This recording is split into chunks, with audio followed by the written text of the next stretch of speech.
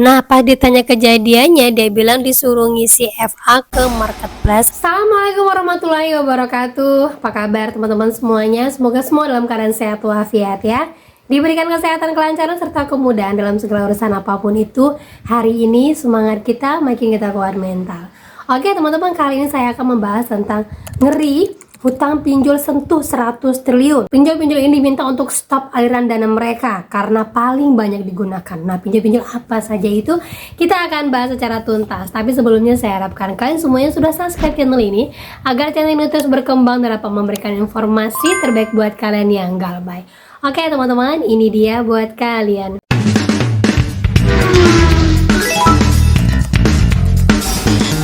Oke teman-teman, sebelumnya saya mau bahas dulu ya untuk beberapa teman-teman yang mau menggunakan pinjol. Ya, ingat sekali sekarang hampir semua pinjol sudah menggunakan namanya sistem Tetpole. Yang mana sistem Tetpole ini bahasa saya ya yang mengejak tulisannya Tatpole, yang mana dia pembayaran awalnya itu sebesar nominal yang kalian pinjamkan, sisanya nanti tinggal pembayaran bunga. Nah, ini terjadi pada pinjol kredito, di mana teman kita lihat dia ada pencairan 680.000, pembayaran pertama 611.000 dan sebanyak 7 kali dibayarkan untuk bunganya. Nah, ini hampir semua dilakukan oleh semua pinjol. Jadi jangan kaget, seandainya kalian minjam 3 juta, pembayaran pertama pada saat 15 hari pertama ataupun 2 minggu setelah kalian melakukan pinjaman, kalian wajib membayarkan sebesar 3 juta itu juga. Ya, alias kalian langsung membayarkannya di awal. Kemudian pada saat angsuran kedua, ketiga itu yang kalian bayarkan sisa bunga dan biaya lain-lainnya. Jadi dalam bahasa kasarnya, ngapain kalian pinjam kalau hanya dalam waktu 2 minggu saja? Nah, pinjol-pinjol yang melakukan ini sudah resmi ya bertambah. Yang pertama itu adalah Kredito, Samir, Rupiah Go, Pinjaman Go, Cairin, Pinjam Duit. Sebelumnya kita sudah buatkan VT khusus Tetpole ini. Kalian bisa lihat di sana ada beberapa pinjol yang memang sudah resmi menggunakan sistem ini dan sekarang bertambah lagi. Jadi kalau bukan karena terpaksa, sangat-sangat terpaksa, jangan gunakan pinjol. Ya, dan lanjut lagi teman-teman. Jadi ada seorang teman yang tertipu limit Kredivo, yang mana ini limitnya 25 juta terkuras karena salah membuat rekomendasi di marketplace. Nah, jadi seperti ini kondisinya. Saya ketipu limit Kredivo hangus tagihan 25 juta. Saya nggak pakai sama sekali, dan bila digalbay gimana ya, nggak kuat bayarnya. Saya nggak kerja, suami per bulan 1.500.000, di Kredivo cicilan 1,3. Bagaimana ya kak solusinya? Nah, pas ditanya kejadiannya, dia bilang disuruh ngisi FA ke marketplace atau yang lain senilai nominal tertentu sebagai syarat, misal biar dapat hadiah, pembatalan pembelian transaksi sebelumnya, atau penonaktifan akun dan lain-lain. Nah, yang transaksi kita yang dapat duit pelakunya, transaksinya bukan disuruh lewat rekening bank tapi dari aplikasi pinjol. Secara logika ya emang salah, kok mau aja disuruh. Tapi kadang keadaan pas kejadian tuh kayak orang digendam gitu loh, dihipnotis, jadi kayak mau aja gitu, nurut aja gitu. Tapi akhirnya setelah transaksi berhasil baru sadar kalau kita ditipu. Nah, kalau yang model seperti ini teman-teman ya, bukan saya menyalahkan siapapun, tapi kalau kita ngelapor kepada Kredivonya, pasti mereka akan tetap menyalahkan kita kenapa kita melakukan hal tersebut dan kita dianggap melakukannya dengan keadaan sadar. Nah, itu dia teman-teman ya. Jadi kalau dilihat dari kronologinya, memang dia diarahkan untuk langsung ke aplikasi Kredivo.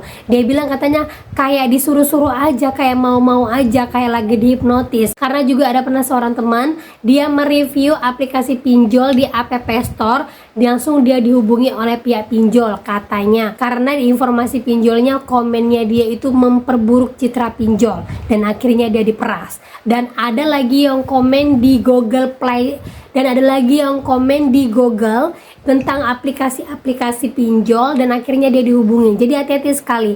Ingat saja kepada teman-teman semuanya, tidak ada pinjol yang menghubungi kalian kalau bukan karena permintaan kalian. Jadi mulai sekarang harus lebih bijak, harus lebih tahu yang nama penipuan sudah mulai banyak dan harus lebih berhati-hati lagi.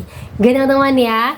Dan lanjut lagi teman-teman, jadi diinformasikan dari rapat OJK terbaru saat ini, Ternyata per Februari kemarin, sekarang sudah Maret, kemudian April lagi sekarang, hutang pinjol itu sudah menyentuh angka 100 triliun. Yang mana sekarang sudah berjalan, apalagi kemarin Lebaran, saya yakin sudah 100 triliun lebih.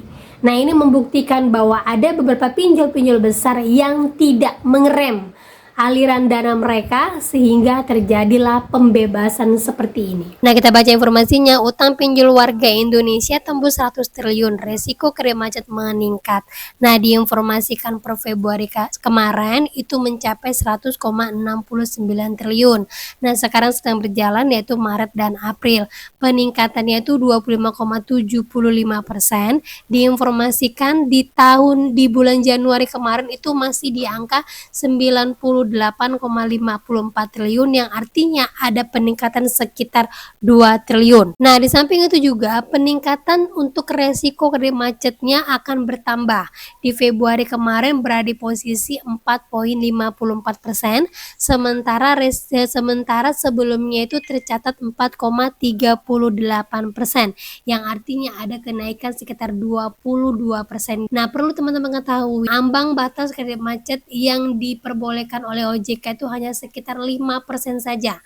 Di atas dari itu maka OJK akan bertindak. Nah, itu dia teman-teman ya. Dengan tingginya tingkat orang menggunakan pinjol ini, ternyata tingkat yang galbay juga semakin tinggi. Yang kemarin masih 4,3%, sekarang sudah 4,54%, hampir menyentuh ambang batas kewajaran OJK. Dan ingat sekali teman-teman ya, kalau sudah di atas ambang wajar, kalian harus siap sedia payung, harus lebih kuat mental, harus siap segala apapun yang terjadi, karena sudah pernah saya jelaskan. Salah satunya kemungkinan besar adalah banyak akan pinjol-pinjol bekerja sama dengan pihak ketiga. Tapi jangan takut ya, orang yang galbay lebih dulu daripada kalian itu banyak, dan orang yang sudah ditemu DC terlebih dahulu dari kalian itu banyak dan masih hidup sampai sekarang. Dan lagi untuk pinjol-pinjol yang diminta untuk mengerem dana mereka, karena pinjol-pinjol ini adalah paling banyak mengalirkan pinjaman dan terbukti adalah pinjol-pinjol raksasa untuk saat ini. Yang pertama itu adalah Kredivo, Akulaku, Kredit Pintar, Indodana, Isi Cash. Kredit Pintar, Indodana, Isi Cash, Julo, Tunaiku, ada kami, dan terakhir itu adalah Shopee. Nah, ke semua pinjol ini memang ada DC lapangannya, hampir ya, kecuali Isi Cash dan juga ada kami serta Shopee. Itu DC-nya sangat sedikit. Tetapi kalau dilihat dari penggunaan pinjol yang semakin banyak untuk beberapa pinjol-pinjol raksasa ini dan tingkat galbay yang semakin tinggi, tidak menutup kemungkinan di bulan-bulan ke depan mungkin DC akan turun. Saya akan updatekan lagi buat kalian. Jadi stay aja, banyakin informasi kalian, dan ingat sekali, ada dan tidak adanya DC lapangan tidak perlu mempengaruhi kalian untuk galbay dulu. Karena apa? Galbay sekarang ini adalah yang terbaik daripada kalian gali lubang tutup lubang, membuat diri kalian terus berputar-putar di pinjol dan akhirnya kalian terpuruk lagi. Dan ingat, jangan pernah menggantungkan diri terus-terusan di pinjol, karena pasti yang namanya kemampuan setiap manusia itu ada masanya. Jadi tetap kuatkan mental, cobalah untuk terbuka dengan teman-teman sekitar, cobalah terbuka untuk keluarga, mendekatkan diri dengan Yang Maha Kuasa, lebih banyak informasi, dan jangan termakan dengan orang-orang yang ingin membantu kalian, apalagi coba untuk menghapuskan data kalian. Itu semuanya hoax. Jadi yang paling benar saat ini adalah galbay mandiri dan tetap fokus untuk hidup kalian. Gitu teman-teman ya. Nah, oke, itu dia informasi yang bisa saya sampaikan buat kalian. Semoga informasi ini menjadi mood booster, semangat baru, kuat mental lagi, dan akhir kata saya ucapkan Assalamualaikum warahmatullahi wabarakatuh.